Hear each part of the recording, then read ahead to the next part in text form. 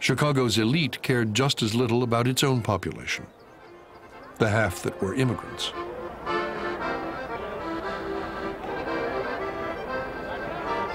Germans who came to Chicago beginning in the 1850s brought their old world traditions with them.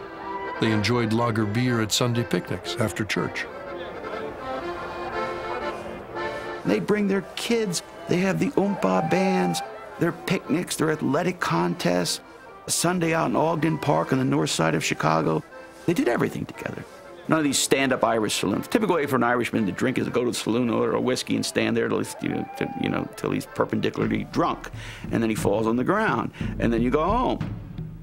It's an escape. The whole idea of a bracer after work. What are you bracing for? To face the family.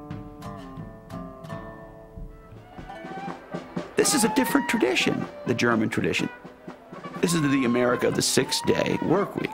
This is their only chance for leisure. On the other hand, they drink on Sunday, okay, the Sabbath.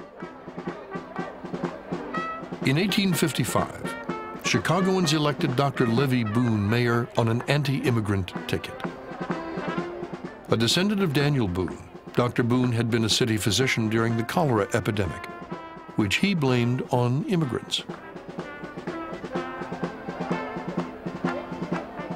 As mayor, he banned drinking on Sundays, a slap at the Germans. To curb Irish drinking, he raised the license fee on saloons from $50 to $300. He allowed the native-born to enjoy their whiskey in private clubs.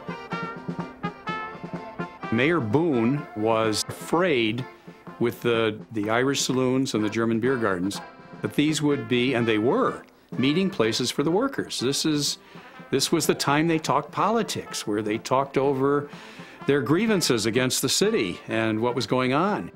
And so it wasn't just the outlawing of the beer, it was the outlawing of freedom of speech, their chances to get together.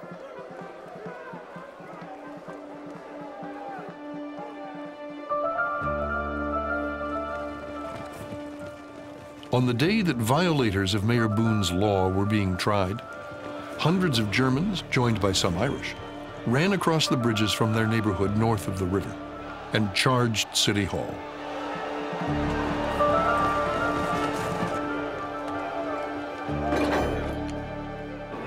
The mayor ordered the swing bridges opened to keep a second wave from crossing the river.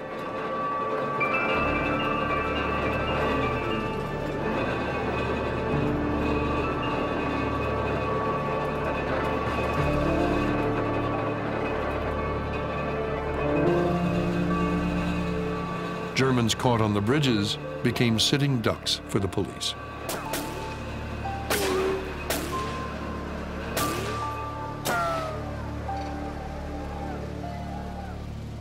The lager beer riot of 1855 was short-lived. So was the term of Mayor Levi Boone. For the rest of the 19th century, the Protestant elite would be hostile to the customs of immigrants. But no mayor ever succeeded in closing the saloons.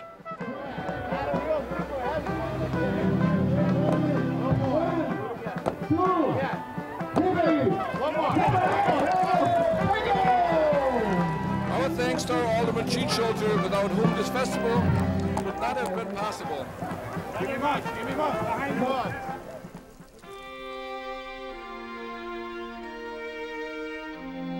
The native-born suffered the Germans. The Irish fared worse. In the election of 1860, anti-Irish sentiments reached a peak. Gurdon Hubbard ran for alderman in the 7th Ward. Vote for Hubbard and the whole Republican ticket, a handbill reminded voters. One more victory in the noble 7th, and the Celts will never peep again. A newspaper taunted, "Scratch a convict or a pauper, and the chances are that you tickle the skin of an Irish Catholic." The Irish were the blacks of the time. The Irish were considered less than others. The Irish were known as lazy, as drunk, as promiscuous. Same thing said about African Americans for the years said about the Irish. And so the phrase very often in newspapers, "No Irish need apply." No one wanted to live in an Irish neighborhood. Free blacks would move out of the neighborhood if the Irish moved in. I mean, they were the discriminated group in the city of Chicago, without any question. The most strident anti-Irish newspaper in Chicago was the Tribune. Joseph Medill, a publisher from Cleveland, bought the Tribune in 1855 at the height of Irish immigration. He would become the city's most influential editor, the voice for the Protestant elite against the immigrants. Later on, he says, you know what we ought to do with a lot of these immigrants, especially the ones who are impoverished and walking around the streets? Put strychnine in their food. He said, dress every Pole in Chicago with an Irishman. He said, hang them from them. He said, that's what we ought to do. And he's saying this stuff in public.